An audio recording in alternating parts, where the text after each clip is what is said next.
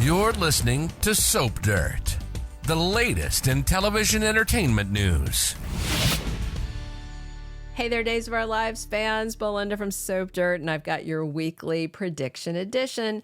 As always, these are based on recent episodes and upcoming official NBC Peacock soap spoilers. I've got predictions for Clyde Weston and Li Shin, for Alex and Kristen, for Xander and Sarah, for Abigail and Chad, and for Melinda Trask. And hey, if you haven't, click that subscribe button so you don't miss a thing. Let's jump right in with our first prediction. Clyde Weston had Li Shin killed. So I still think Wendy and Tripp are going to find Li Shin alive in Hong Kong. I don't think he's dead. So that's issue A. And then issue B, them solving a murder that doesn't exist, but you know, they don't know that he's alive.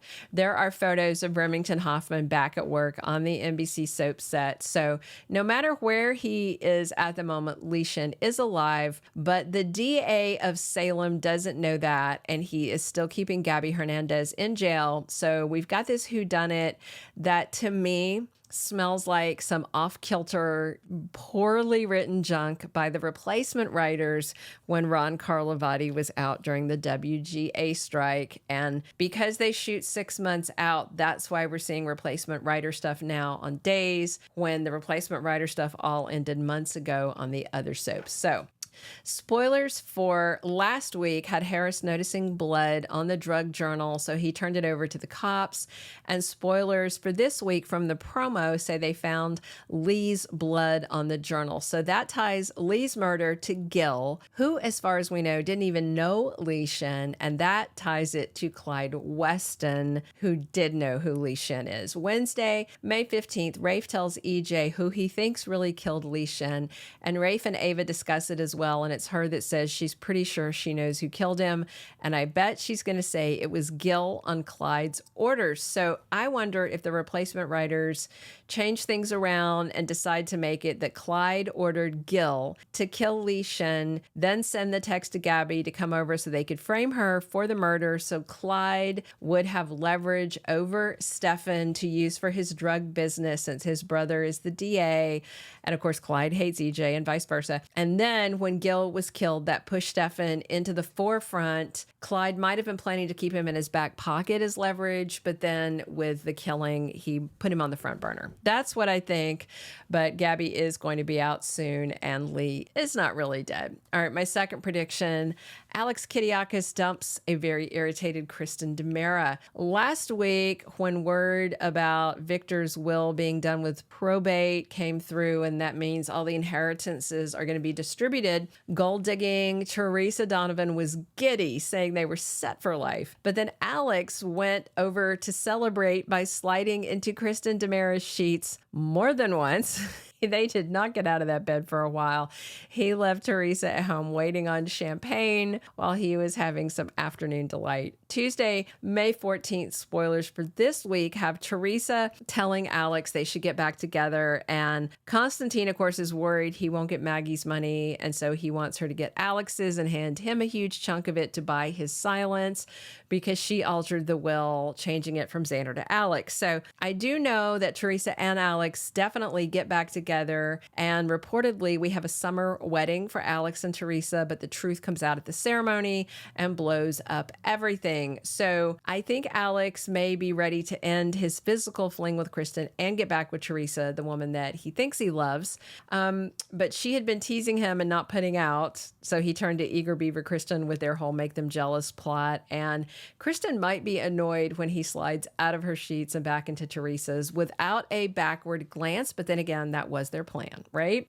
Third prediction, Xander and Sarah get married instead of Constantine and Maggie. So this week's spoilers have Xander sending Sarah on a scavenger hunt. And at the end, I think that's when she finds Xander with baby Victoria, as we saw in the promo, played by a live, real human baby. And she's in a onesie that says, "Will you marry daddy?" which is so cute. The scavenger hunt is Thursday, May 16th, according to spoilers. So I'm assuming the proposal is either on Thursday Thursday or Friday the 17th? I'm guessing she says yes. At the same time, Maggie is making final preparations for an explosive and confrontational wedding ceremony with Constantine. She knows what he's been up to thanks to Marlena and John, that he's been playing her and was likely going to kill her for her money.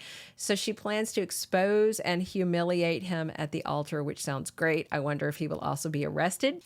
But with the flowers and cake and decorations in place, since Maggie is planning to make it look like a real wedding and then blow him out of the water at the altar, I wonder if Xander and Sarah will jump in and take advantage of the ready-made ceremony and go ahead and make it official. I know Maggie would love it. I would love it. All right, our fourth prediction. Abigail's diary tells Chad, move on with your life. So Chad's had Abby on his mind a lot lately, and last week Thomas and Chad were at her grave for Mother's Day, dropping off flowers, drawings, and spending time thinking about the love of Chad's life. Next week in the promo, we had Nicole handing Chad a notebook she said looks like Abigail's handwriting.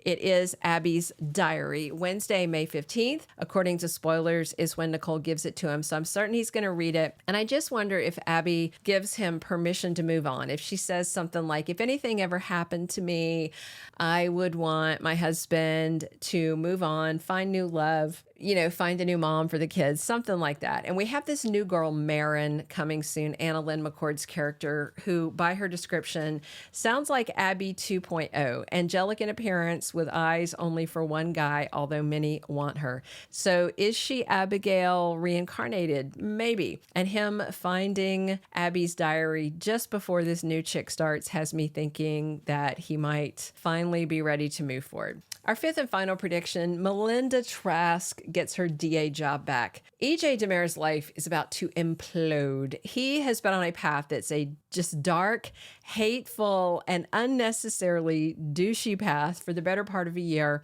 He's abusing the power of his office, abusing his siblings, being an all-around prat. And it's time karma kicked his adorable and well-muscled backside. So he was floored on Friday to hear from Dr. Rolfe that Jude is indeed Eric and Nicole's baby, like Sloan told him. So now he's got this dilemma, and I'm sure he's going to make Sloan give back the baby, but will conspire with her to keep Jude's paternity secret. So that's a big lie that's going to be bad for his marriage. Next week, he refuses to listen to his chief of police, Rafe, and his brother, Stefan, about the new evidence that proves Gabby's innocent and was a pawn in a setup. EJ, of course, thinks it's kind of funny for Stefan's wife to be in prison. He wants her to stay there because she and Stefan pushed EJ out of DiMera Enterprises, but Stefan is going to go over to EJ's head according to official spoilers. Stefan goes to Paulina, say spoilers for the end of this next week. And remember, Stefan threatened Paulina in the past, but now they have a common enemy, EJ, because EJ just orchestrated that smear piece about her in The Spectator. So I just wonder if Stefan is going to press her to fire his brother. I think so. And as a result, I suspect Melinda Trask gets the job back. Recent behind the scenes photos show her on scene with Remington Hoffman. So I think that she's going to be back to dating Lee, back to being DA after EJ is fired. And I am totally there for it. All right. Those are all of our predictions we have. Click subscribe if you haven't. Definitely drop your comments and come back soon. We're here talking Days of Our Lives 7 days a week. And as always, I'm your host, Belinda from Soap Dirt. Thank you for being a loyal listener. Follow us wherever you get your podcast, because you don't want to miss the next episode. Soap Dirt is on all the major podcast platforms, including Apple Podcast, Spotify, iHeartRadio, and more.